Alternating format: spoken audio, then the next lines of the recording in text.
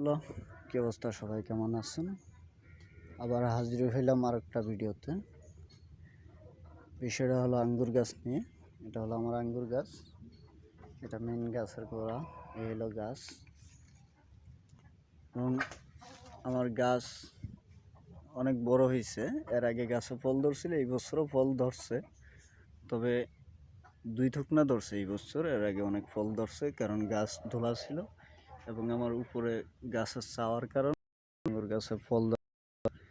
আঙ্গুর গাছের নিয়ম হলো আপনার এগুলা রোদের জায়গায় এবং ধোলা জায়গায় লাগাইলে ফলটা ভালো আসে এবং গাছের কোয়ালিটি সুন্দর হয়।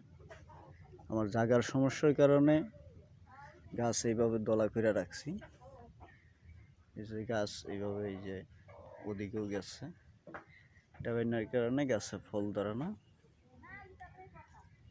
এবং যদি কারো আঙ্গুর কলম লাগে ভালো যোগাযোগ করেন।